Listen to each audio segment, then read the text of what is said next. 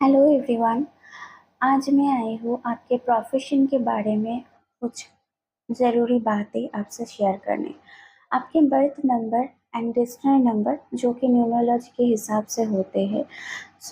अगर आपको birth number destiny number निकालना नहीं आता है तो उसकी वजह से मैं फिर से एक बार रिपीट कर देती हूँ जिनको नहीं आता है। आपके जो डेट ऑफ बर्थ है उसमें से जिस डेट पे आपका जन्म हुआ है, मान लीजिए 5th आपका डेट ऑफ बर्थ है 5 सितंबर। सो उसके हिसाब से क्या हो गया, आपका जो बर्थ नंबर हो गया वो हो गया 5। एंड आपका जो डेस्टिनी नंबर होगा उसको आप कैसे कैलकुलेट कर पाओगे। आपका जो पूरा डेट ऑफ बर्थ है उसमें जितना भी नंबर आता है, मान लीजिए 5 सितंबर 1993, सो उसमें से आपको 5 plus 9 plus 1 plus 9 plus 9 plus 3, मतलब इस नंबर को टोटल आपको कैलकुलेट करना है। एंड इसके हिसाब से जो डबल डिजिट का नंबर आएगा उसको आपको फिर से सिंगल डिजिट में लाना है प्लस करके। मान लीजिए कि आपका डेट ऑफ बर्थ है 5 सितंबर 1993। सो आपका जो डेस्टिनी नंबर हो गया वो क्या होगा, 5 प्लस 9 प्लस 1, 9 प्लस 9 प्लस 3। वो टोटल हो गया 36। अब इस 36 नंबर को आप फिर से प्लस करोगे, 3 प्लस 6 तो हो गया 9। मतलब आपका यहाँ पे अगर आपका डेट ऑफ बर्थ है 5 सितंबर 1993 तो आपका बर्थ नंबर हो गया 5 एंड आपका डेस्टिनी नंबर हो गया 9। तो इस हिसाब से मैं बताऊंगी कि birth number and destiny number के हिसाब से कौन कौन सा प्रोफेशन आपके लिए अच्छा रहेगा, सूट करेगा, तो उस हिसाब से आप देख सकते हो। तो पहले आज के इस वीडियो में मैं बताऊंगी birth number 2 and destiny number 1 के प्रोफेशन के बारे में, क्योंकि बर्थ नंबर 1 के जितने भी सीरीज से मैं पहले पोस्ट कर चुकी हूँ। तो आपका बर्थ नंबर अगर 1 में है आप वो पिछले वाले पोस्ट में जाके देख सकते हैं। तो और एक ज़रूरी बात जो मैं पहले शेयर करना चाहूँगी, जैसे कि जो हमारा बर्थ नंबर होता है एंड जो डेस्टिनी नंबर होता है उसके हिसाब से जो भी प्रोफेशन आता है, हो सकता है पहले से आप उस प्रोफेशन में हो या आपको बचपन से मन है कहीं ना कहीं पे कि हाँ ये वाला प्रोफेशन मैं लेना चाहता हूँ या लेनी चाहती हूँ। एंड उस प्रोफेशन की तरफ कहीं ना कहीं डीप को आपके अंदर कोई ना कोई झुकाव होगा। तो ऐसा नहीं कि जितनी भी प्रोफेशन मैं बताऊंगी birth number 2 and destiny number 1 के सारे पर्सन को हर एक प्रोफेशन में इंटरेस्ट होगा, ऐसा नहीं है। बट जितनी भी प्रोफेशन मैं बताऊंगी हो सकता है उसमें कोई ना कोई प्रोफेशन में आपकी इंटरेस्ट जरूर होगा।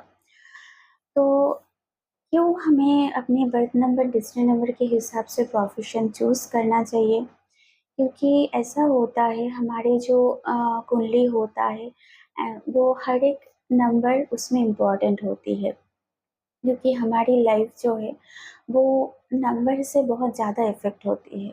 यूनिवर्स भी नंबर के हिसाब से चलता है, जैसे 9 प्लैनेट्स है। हमारे डेट ऑफ बर्थ में भी नंबर्स होते हैं। अगर आप घड़ी देख लो, क्लॉक में भी नंबर होता है। किसी भी चीज़ में काउंटिंग करने जाओ, हाउस या कोई भी चीज़ हो गया उसमें नंबर होता है, मोबाइल में भी नंबर होता है। तो हर एक चीज़ में नंबर बहुत ज़्यादा इम्पॉर्टेंट है। एंड हमारे जो नेम होता है उसके भी अलग अलग नंबर्स होते हैं। उस नंबर के हिसाब से जब हम अपने प्रोफेशन को चूज़ करते हैं तो क्या होता है, हमारे लाइफ में जितने सारे मुश्किल डिलेस रहती है, मान लीजिए आपका बर्थ नंबर डेस्टिनी नंबर के हिसाब से कुछ और प्रोफेशन है, बट आपने क्या किया, आपने उसके हिसाब से मान लीजिए आपका कपड़े का बिजनेस या कपड़े से रिलेटेड कोई जॉब प्रोफाइल आपको सूट करेगा। बट आपने क्या किया, आपने वहाँ पे ले लिया मेटल से रिलेटेड, मतलब कोई भी मेटल हो गया उससे रिलेटेड जॉब या बिजनेस आप कर रहे हो। तो ये देखने को आएगा कि ऐसा नहीं कि आप कर नहीं सकते, बट बहुत ज़्यादा दिक्कत, परेशानी, डिलेज, स्ट्रगल आपको प्रोफेशन में फेस करनी पड़ेगी, चाहे आप जॉब करो या बिजनेस करो। तो इसलिए birth number and district number के हिसाब से जब भी आप कोई भी प्रोफेशन को चूज़ करते हो, तो क्या होता है उस प्रोफेशन में आपको, आपके अंदर पहले से उसकी, आपको सोल की एक नॉलेज होती है उसमें। कहीं न कहीं आपके सोल उस सारे प्रोफेशन से बहुत ज़्यादा कनेक्टेड पहले से होती है। सो आपके अंदर एक डिज़ायर भी रहती है कि हाँ, मैं ये प्रोफेशन में अच्छा कर सकता हूँ, कर सकती हूँ। तो जब आप वो मनचाहा पसंदीदा प्रोफेशन को चूज़ करते हो, तो तब क्या होता है, तब जाके उस प्रोफेशन में आपकी मन भी लगती है और आपकी जो डेडिकेशन है वो भी 100% आती है, वो भी मजबूरी में आके नहीं। मान लीजिए आप कोई जॉब कर रहे हो, बट आपको वो फील्ड अच्छा ही नहीं लगता। आपको लगता है, मान लीजिए आप एक इंजीनियर हो, बट आपको लगता है कि काश मैं डांस डांस करता तो अच्छा लगता। तो कहीं न कहीं आप बहुत ज़्यादा बोर हो जाओगे एंड अपने आप को बर्डन फ़ील करोगे, बर्डनसम फ़ील करोगे, कहीं न कहीं किसी न किसी पॉइंट पे। एंड मजबूरी में आके फॉर सर्वाइवल, फॉर आपकी रिस्पॉन्सिबिलिटी नीड्स, आप उस प्रोफ़ेशन को परस्यू करते रहोगे। बट जितने साल तक आप उसमें अपना टाइम दोगे, आप देखोगे कि अगर आप वो इंजीनियरिंग प्रोफेशन को चूज़ नहीं करके आप अगर डांस फील्ड को चूज़ करते, तो हो सकता था उसके, मतलब मान लीजिए आप 10 इयर्स दिए हैं एक इंजीनियरिंग फील्ड में, बट वही उसका 1 ईयर भी आप डांस फील्ड में देते, तो देखा जाता कि आप किसी बड़े मुकाम पे ऑलरेडी पहुंच चुके हो और उससे कहीं ज़्यादा पैसे भी आप कमा चुके हो विथ नेम, फेम, सक्सेस। तो इसलिए बहुत ज़्यादा इम्पॉर्टेंट होती है प्रोफेशन चूज़ करना, सही से चूज़ करना। इसलिए मैं इस बारे में आपको कुछ नॉलेज आपसे शेयर करना चाहती हूँ, ताकि आप भी देख सकते हो। हाँ, अभी ऐसा नहीं है कि ये प्रोफ़ेशन बताया तो आप करेंट जॉब, करेंट बिज़नेस को इमीडिएटली छोड़ के उसको परस्यू करना स्टार्ट कर दो। बट डेफ़िनेटली आप इसके बारे में सोच के एक अच्छा-सा प्रिपरेशन लेके कि उस बारे में, मतलब उस जॉब के लिए आपको क्या-क्या नॉलेज ज़रूरी है, तो थोड़ा बहुत उसका नॉलेज लेके या उस बिज़नेस के बारे में थोड़ी बहुत नॉलेज लेके आप उसको परस्यू कर सकते हो।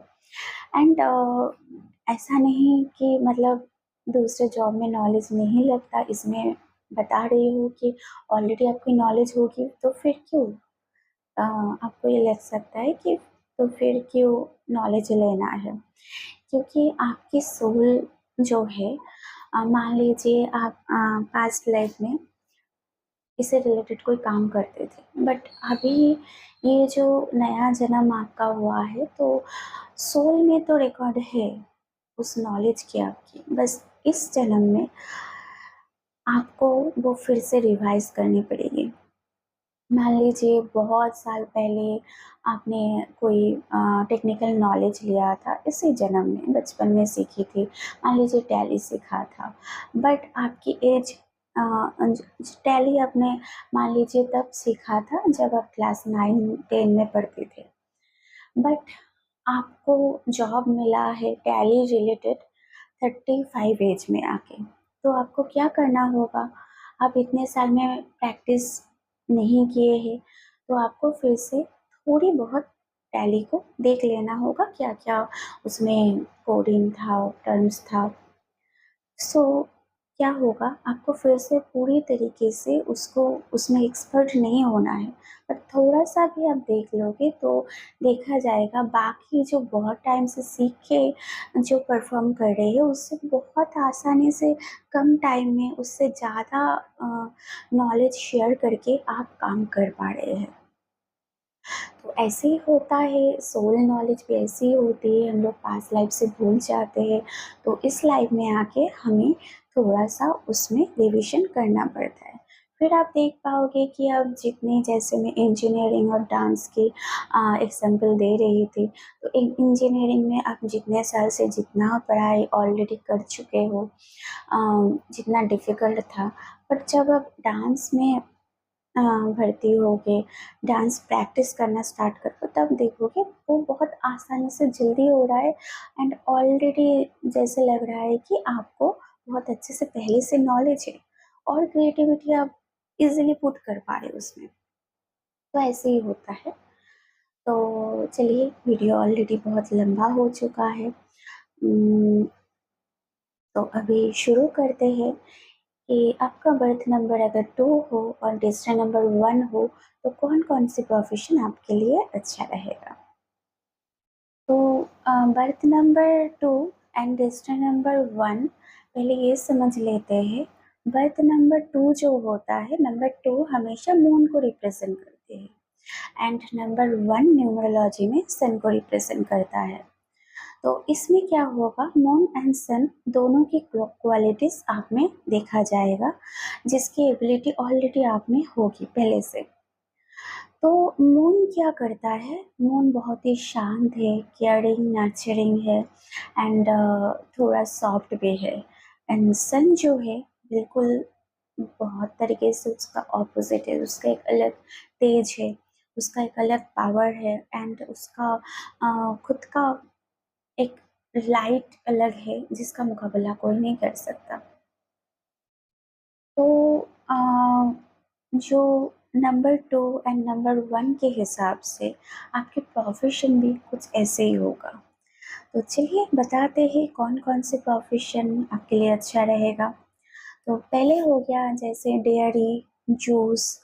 तो मतलब डेयरी और जूस मतलब, मान लीजिए अमूल जैसे, अ, जैसे मैंने कहा कि नंबर 2 मून से कनेक्टेड है, तो मिल्क एंड कोई भी लिक्विड चीज़ें जो कि मून से कनेक्टेड होती है। तो नंबर 2 के लोग भी अगर water related, juice, dairy, milk, ये सब रिलेटेड बिजनेस करते हैं, एंड इसका रिलेटेड कोई जॉब भी कर सकते हैं, तो भी आपके लिए बहुत अच्छा रहेगा। इसके बाद आता है मून नंबर 2, क्रिएटिविटी को रिप्रेजेंट करता है। तो क्रिएटिविटी में म्यूज़िक हो गया, पेंटिंग हो गया, ये सब भी आप बहुत अच्छे से कर सकते हैं। देन सोप, सोप मतलब जो साबुन होता है, वो सोप मेकिंग, फिर चॉकलेट मेकिंग, बेकरी, तो ये सब चीज़ें भी आपके लिए सूट करेगा। मतलब soap making related business, job, या बेकरी रिलेटेड बिजनेस या जॉब, या चॉकलेट रिलेटेड कोई बिजनेस, जॉब, ये सब सूट करेगा, क्योंकि नंबर 2 जो है, वो कहीं ना कहीं फेमिनाइन चीज़ों को भी रिप्रेजेंट करता है। वैसे नंबर 6 सबसे ज़्यादा ये रिप्रेजेंट करती है, बट नंबर 2 भी करती है। तो उसके बाद आ गया नंबर 1 से रिलेटेड कुछ प्रोफेशन, जैसे electricity related profession, government related कोई वर्क आप कर सकते हैं, नेवी में आप जा सकते हैं, जॉब कर सकते हैं, या नरिशमेंट रिलेटेड, या नर्स मतलब टेक केयर करना, सब टाइप का जो प्रोफेशन है वो आपको बहुत ज़्यादा सूट करेगी। तो हो सकता है आपके अंदर पहले से मतलब ये सारे क्वालिटीज़ हो, आप खुद ही चेक करके देखिए। एंड फिर से मैं एक बार रिपीट करना चाहूँगी, dairy, juice shop, painting, music, chocolate, bakery, shop making, nourishment, nurse, electricity, ये सब रिलेटेड कोई भी job, business, and also you can do government work, और you can do, you can choose your career in navy also, because navy भी water related होता है, वो भी पानी से कहीं ना कहीं जुड़े हुए होते हैं, एंड नेवी में जो करेज रहता है वो सन की पावर से जुड़ी हुई होती है, वो सन का एनर्जी रिप्रेजेंट करते हैं। तो ऐसे ही बाकी और भी प्रोफेशन मैं वन बाय वन डिस्कस करूँगी।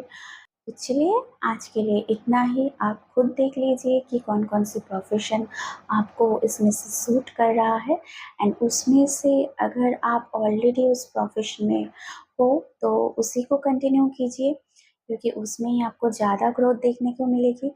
एंड अगर आप नहीं हो एंड आपके पास पोजीशन है कि आप उस करियर को परस्यू कर सकते हो, तो ज़रूर आपको उसमें ट्राई करना चाहिए। सो थैंक यू, आज के लिए इतना ही। नमस्ते।